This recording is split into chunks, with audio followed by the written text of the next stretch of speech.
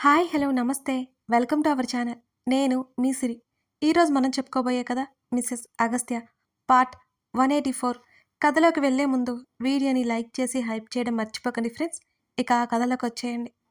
కూతురు అలా శిలా ప్రతిమలా ఉండడంతో భరద్వాజ్‌కి విపరీతమైన భయం కలుగుతోంది. ఈ లోకంలో అతనికంటూ ఉంది అతని కూతురు మాత్రమే. తండ్రి వైపు అలాగే చూస్తోంది నవ్య. భరద్వాజ్ అక్కడి నుంచి మౌనంగా బయటికి నడిచాడు. కూతురికి తనుండడం ఇష్టం లేదని. అమర్త్య వైపు కళ్ళతోనే సెగ చేసి ప్రియ కూడా బయటికెళ్ళిపోయింది. నవ్య?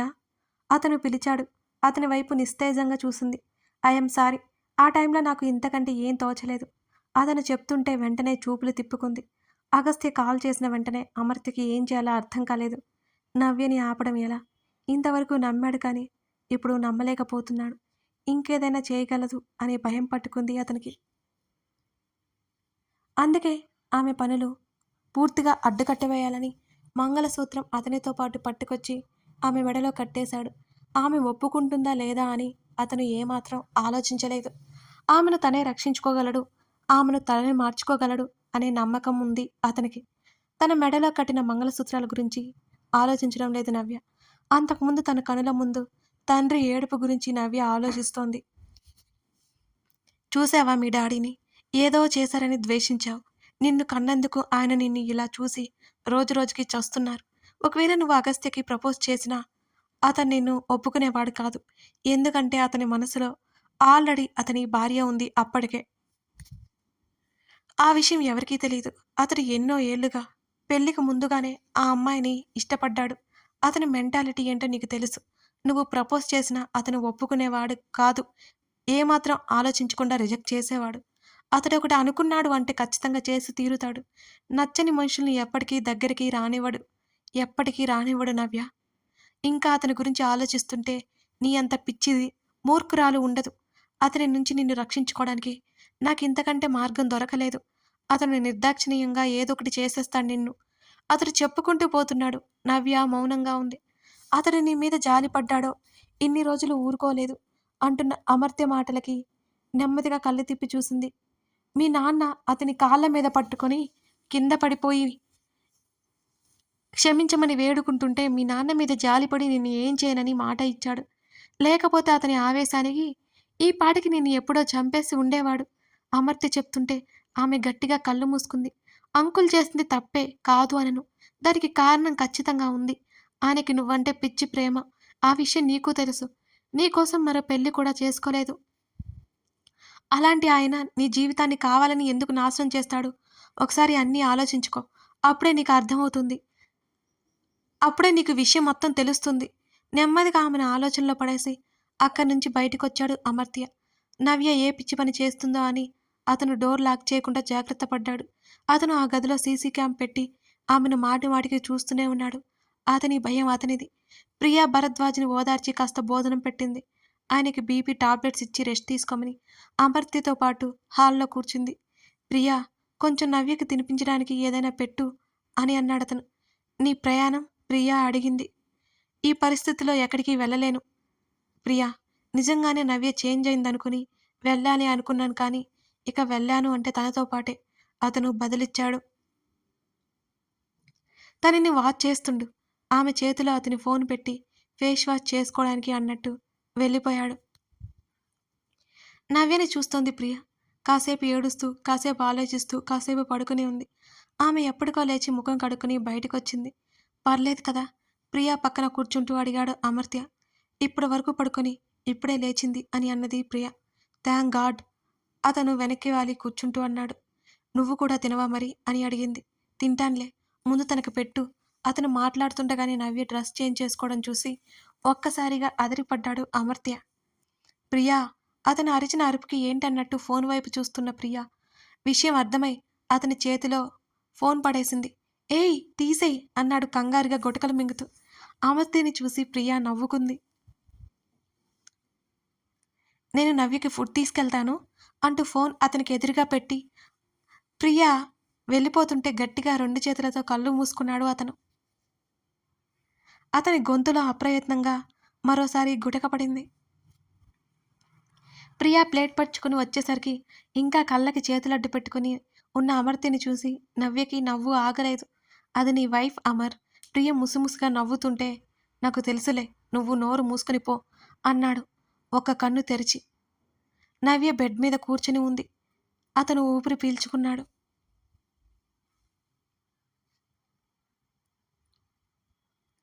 రచు, నువ్వు బాగానే ఉన్నావా? తల్లి మాటలకి "ఉమ్, బావున్నానమ్మా. నిన్నంతా ఆఫీస్ బిజీ.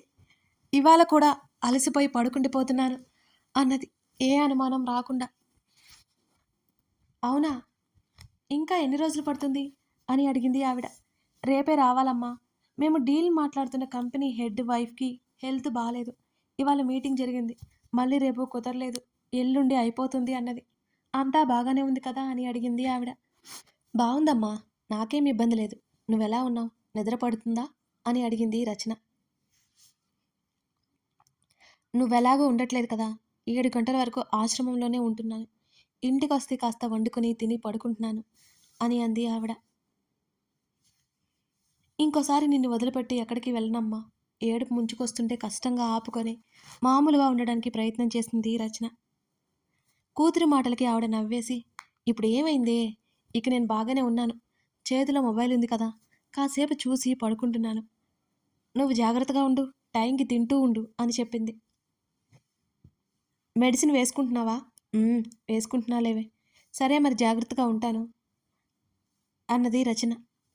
కాల్ కట్ చేసి కాసేపు అలా ఆలోచిస్తూ ఉండిపోయింది. ఈ ప్రయాణం తనకి ఎనలేని భయాన్ని నింపిందనడంలో సందేహమే లేదు. ఎంత ప్రయత్నించినా రచనని కిడ్నాప్ చేయాలని చూసింది ఎవరో అరవింద్కి తెలియడం లేదు. ఆఫీసర్స్కి స్ట్రిక్ట్గా చెప్పాడు అరవింద్. గదిలో నుంచి బయటికి రాలేదు రచన. ఆమె గది తలుపు తట్టినట్టు అనిపించడంతో ఉలిక్కిపడింది. అయినా అరవింద్ సార్ ఉన్నారు కదా, తనకేంటి భయం అని ఆమె అనుకుంది.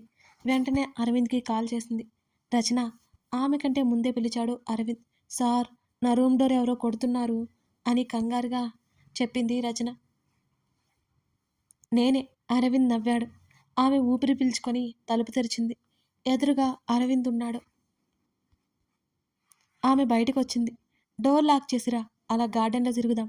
అతని మాటలకి తల ఊపి డోర్ లాక్ చేసి ఫోను పట్టుకుని బయటకొచ్చింది రచన. ఇద్దరు కిందకొచ్చేశారు. అక్కడ కొంతమంది కపుల్స్ కూర్చుని ఉంటే మరికొందరు అలా అలా అటూ ఇటూ తిరుగుతున్నారు. కొందరు సింగిల్గా కూర్చొని ఫోన్లలో మాట్లాడుకుంటున్నారు. అక్కడంతా సందడిగా ఉంది. ఇద్దరు కాస్త ఖాళీ ప్రదేశానికి వచ్చారు. ఆమె వైపు చూశాడు అరవింద్. నైట్ డ్రెస్లో ఉంది. భుజాల వరకు స్కార్ఫ్ కప్పుకొని అతనితో పాటు మౌనంగా అడుగులు వేస్తోంది. ఆమెతో సరదాగా గడపడం బాగా నచ్చింది అతనికి. గ్లాస్ డోర్ కర్టెన్ చేతితో కాస్త తొలగించి బయటికి చూస్తోంది శ్రీధ. గార్డెన్లో అవంతి ఆడుతోంది. జేమ్స్ ఆ పాపతోనే ఆడుతుంటే రాధ కుర్చీలో కూర్చొని నవ్వుతూ చూస్తోంది. పాపకి చిక్కకుండా పరిగెడుతుంటే పట్టుకుంటూ నవ్వుతోంది అవంతి. వెనక నుంచి ఆమెను మెత్తగా హత్తుకున్నాడు అగస్త్య. తల తిప్పి అతని వైపు చూసి చిరునవ్వు నవ్వింది శ్రీధ. ఆ నవ్వు నిజమైంది కాదు అని అర్థమైంది అతనికి. ఆమె భుజం మీద గడ్డ మానించి ఏం ఆలోచిస్తున్నావు అని అడిగాడు అగస్త్య. అని చెప్పింది. పర్లేదులే చెప్పు. నేనింకా అవి ఏమీ మర్చిపోలేకపోతున్నాను అంటుంటే అతని వైపు తిరిగి అతని నడుము చుట్టూ చేతులు వేసి హత్తుకుంది శ్రీధ. నెమ్మదిగా ఆమె తల నిమిరి, నువ్వు నన్ను మంచోడుగా మార్చేశావు, లేకపోతేనా నీ దాకా ఏది రాదు అని అన్నాడతను. ఆ మాటకి చిన్నగా నవ్వి, లేకపోతే రాక్షసుడివి అయిపోవు అని అన్నది. ఆ అమ్మాయికి పెద్ద శిక్ష పడింది. అసలు ఏ ఫీలింగ్ లేని వ్యక్తిని పెళ్లి చేసుకోవడం ఒక సాధారణమైన విషయం కాదు. ఆ పెళ్లికి కట్టుబడి ఉండడం కూడా కష్టమే. అతను ఎంత ప్రేమించని, కానీ అది చాలా కష్టం. ఆ అమ్మాయి వల్ల అతని లైఫ్ చాలా డిస్టర్బ్ అవుతుంది అని అన్నది శ్రీధ. తప్పదు. కొన్నిసార్లు తప్పు చేసిన దానికంటే చేయని తప్పులకు కూడా శిక్ష ఎక్కువ పడుతుంది. అది మన వాళ్ళ కోసం కోరి తెచ్చుకున్న కష్టం. అవన్నీ మైండ్లో పెట్టుకుని డిస్టర్బ్ అవ్వకు. ఆఫీస్కి వెళ్ళలేదా ఇవాళ అని అడిగాడు. లేదు. రేపటి నుంచి వెళ్ళు. అవిని రేపు తీసుకురమ్మని సిస్టర్ చెప్పింది అని అన్నాడు చందనని ఉద్దేశించి. అని అన్నది శ్రీధ. వాళ్ళు మాట్లాడుకుంటుండగానే అరుచుకుంటూ గదిలోకి రాబోతున్న అవంతి గొంతు విని ఇరువురు దూరం జరిగారు. మరోవైపు రచన వైపు చూశాడు అరవింద్. ఆమె జుట్టు అలలు అలలుగా ఎగిసిపడుతుంటే అతను అలాగే చూస్తున్నాడు.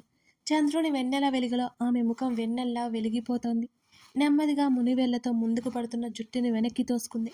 ఆమె పొడవాటి వేలు చూస్తున్నాడు అరవింద్. రచన తన వైపు తిరగ్గా చూపు తిప్పుకున్నాడు. అప్రయత్నంగా అతనికి చిరుచెమటలు అలుముకున్నాయి. అతను ఆమెని ముద్దు పెట్టుకున్న సన్నివేశం గుర్తొచ్చింది. అప్పుడంటే అతనికి ఏ ఫీలింగ్ లేదు. ఇప్పుడు ఏదోలా అయిపోతోంది అతనికి. సార్! రచన పిలుపుకి తల తిప్పి ఆమె వైపు చూశాడు. మనం ఎప్పుడు రిటర్న్ అవుతాం సార్? అని అడిగింది బెంగగా. అక్కడే కూర్చోమన్నట్టు చూపించాడు అరవింద్. ఏమైంది? ఏమైనా ప్రాబ్లమా? అని అక్కడున్న పూల మొక్కల చుట్టూ కట్టిన అరుగులాంటి ప్రదేశంలో కూర్చుంటూ అని అడిగాడు. అతనికి కాస్త దూరంలో కూర్చుంది రచన. ఏం లేదు సార్. 3 డేస్ అన్నారు కదా! 3 డేస్ కూడా అయిపోవచ్చింది. అమ్మ అడుగుతోంది అని చెప్పింది చాలా నెమ్మదిగా. ఇంకో 2-3 డేస్ పడుతుంది రచన అని అరవింద్ అన్నాడు. వర్క్ ఉన్న సంగతి వాస్తవమే. అయినా ఆమెతో ఇంకో 4, 5 రోజులు అక్కడే గడపాలనిపిస్తోంది అరవింద్‌కి. ఎందుకో అతనికి కూడా అర్థం కాలేదు.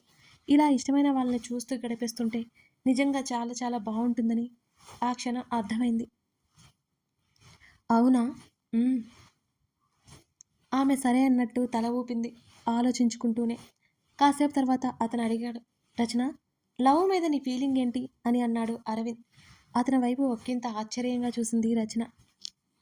ఏమో సార్, నాకు ఎటువంటి ఫీలింగ్ లేదు. దాని గురించి నేనెప్పుడూ ఆలోచించలేదు అని అన్నది రచన. ఆమె సమాధానానికి మరో మాట అతను అడగలేకపోయాడు. 2 చేతులు వెనక్కి పెట్టి వాటిని మీద బ్యాలెన్స్ చేసుకున్నట్టుగానే వెనక్కి వెనక్కి తల వంచి ఆకాశంలోకి చూస్తున్నాడు అరవింద్. అప్రయత్నంగా అతన్ని చూసిన రచనకి దూరంగా చందమామ, ఆ చందమామ ముఖం పక్కనే అరవింద్ కనిపించాడు. ఎందుకో అలా కొద్దిసేపు అతన్ని చూస్తూ ఏదో తట్టినట్టుగా ఉలిక్కిపడింది రచన. తనేంటి ఇలా చూస్తుంది? అతను చూడకుండా ఆమె లెంపలేసుకుంది. అరవింద్ ఆ ప్రశ్న అడగడానికి కారణం మాలతి ఏమో అనుకుంది రచన. మాలతి గురించి అరవింద్ బాధపడ్డాడేమో. అయినా ఆమె మాట్లాడలేదు. తమ బాస్ పక్కన ఇలా కూర్చోవడం గొప్పే. ఇలాంటిది అతనికేదో సలహాలు ఇచ్చేంత స్థాయి తనకే లేదు. సార్, నవీన్ ఎక్కడికెళ్ళాడు? అని అడిగింది. తెలియలేదు. తిరగడానికి వెళ్ళి ఉంటాడు అనుకుంది రచన. వాళ్ళకి కాస్త దూరంలో ఒక జంట కనిపించారు. ఆమె ఒడిలో అతను తలపెట్టుకొని ఆమె ముఖంలోకి చూస్తుంటే ఆమె నవ్వుతూ ఏదో మాట్లాడుతోంది. ఇద్దరి చూపులు అటువైపుకి పడ్డాయి. వెంటనే ముఖముఖాలు చూసుకున్నారు ఇద్దరు. రచన ఇబ్బందిగా తల తిప్పుకుంది. ఆమె వెంటనే అక్కడి నుంచి కిందకి దిగి సార్ వెళ్దామా అని అడిగింది. లేట్ నైట్ అయ్యేసరికిక బోలెడు జంటలు అక్కడికి వస్తున్నారు. వాళ్ళ క్లోజ్నెస్ చూస్తుంటే ఆమెకి చెప్పలేనంత ఇబ్బందిగా ఉంది. అతను లేచాడు. ఇద్దరు లోపలికొచ్చారు. అతని వైపు చూడకుండా నేలను చూస్తోంది రచన. అరవింద్ రూమ్ ముందుకు రావడంతో అతన్ని లోపలికి వెళ్లకుండా ఆమెతో పాటు నడుస్తుంటే పర్లేదు సార్, నేను వెళ్ళిపోతానుగా అన్నది రచన ఇబ్బందిగా. ఇట్స్ ఓకే పద. అతను ముందుకు నడవడంతో కంగారుగా వేగంగా అడుగులు వేస్తూ కాలు పక్కకి తొనికి ఆమె పక్కకు పడిపోవడంతో ఆమె భుజాలు పట్టుకొని ఇరువైపులా పట్టుకొన్నాడతను. కేర్ఫుల్, నెమ్మదిగా అన్నాడు ఆమె ముఖం వైపు చూస్తూ. గుటకలు మింగుతూ ఇబ్బందిగా పక్కన నిలబడింది. అప్పటికప్పుడు మారిన ఆమె ప్రవర్తన వింతగా చూశాడతను. ఆమె ఇబ్బందిగా కదలడంతో గమనించి చేతులు వెనక్కి తీసుకున్నాడు అరవింద్. ఆమె కాస్త వేగంగా ముందుకెళ్ళి పరుగులాంటి నడకతో రూంలోకి వెళ్ళిపోయింది. భుజాలు కదిలించి వెనక్కి వచ్చాడు అరవింద్. డాడీ! అవంతి అరుచుకుంటూ లోపలికొస్తుంటే ఆమెను ఎత్తుకున్నాడు అగస్త్య. ఏంటి బేబీ? అతను నవ్వుతూ అడుగుతుంటే జేమ్స్ అంకు పొత్తలో బాబు అని కళ్ళు పెద్దవి చేసి అవంతి చెప్తుంటే పక్కున నవ్వింది శ్రీద. తల్లి నవ్వుకి ఆ చిన్నదానికి బాగా కోపం వచ్చింది. కళ్ళు చిన్నవి చేసి పెదవులు బిగించి చేతులు కట్టుకొని కోపంగా చూసింది శ్రీద వైపు. అగస్త్య వారింపుగా చూడడంతో శ్రీద నోటి మీద వేలేసుకుంది. నువ్వు చెప్పు బంగారం అని అన్నాడు కూతురితో పాటు సోఫాలో కూర్చుంటూ. జేమ్స్ అంకు పొత్తలో బాబు అన్నది విస్మయంగా కళ్ళు తిప్పుతూ చెప్పింది. నీకెవరు చెప్పారే అని అడిగాడు కూతుర్ని చూస్తూ. నవ్వుతూ రాధా ఆంటీ అన్నది. ఏవే పిల్ల రాక్షసి, జేమ్స్ అంకుల్ పొట్టలో కాదు బాబు ఉన్నది, రాధా ఆంటీ పొట్టలో ఉన్నాడు అని సరిచేసింది శ్రీద. 2 బాబులు అంటూ 2 వేలు పెట్టి పైకి చూపించింది. జేమ్స్ అంకు బాబు, రాధా ఆంటీ బాబు అన్నది అవంతి. వాళ్ళిద్దరికి కలిపి ఒకటే బాబే బాబు. రాక్షసి, మీ డాడీకి ఒక పాప, నాకొక పాప పుట్టలేదు. ఇద్దరికి కలిపి నువ్వే పుట్టావు. శ్రీధ వెంటనే వెటకారంగా చెప్పింది. శ్రీధ మాటలు పట్టించుకోలేదు అవంతి. ఆ బుడ్డదాని బ్రెయిన్‌లో ఒక పెద్ద ప్లానే ఉంది. ఇప్పుడు తల్లి మీద కోపడితే తనకే నష్టమని ఆ బుడ్డదానికి బాగా తెలుసు. వెంటనే అగస్త్య ఒడిలో నుంచి శ్రీధ ఒడిలోకి చేరింది అవంతి. అగస్త్య ఒక్కింత ఆశ్చర్యంగా చూసి అంతలోనే నవ్వేశాడు. కథ కొనసాగుతోంది. ఇంతకీ ఆ బుడ్డదాని ప్లాన్ ఏంటి? గెస్ చేయండి. సరదాగా ఎవరైనా గెస్ చేస్తారనో చూద్దాం. మరోవైపు ఈ ప్రయాణంలో నవ్య, అరవింద్ మధ్య దూరం తగ్గనుందా? లేకపోతే పెరగనుందా? నెక్స్ట్ ఏం జరగబోతుంది? మీరేమనుకుంటున్నారు? తప్పకుండా కామెంట్ చేసి వీడియోని లైక్ చేయడం మర్చిపోకండి friends. Thank you for watching this video.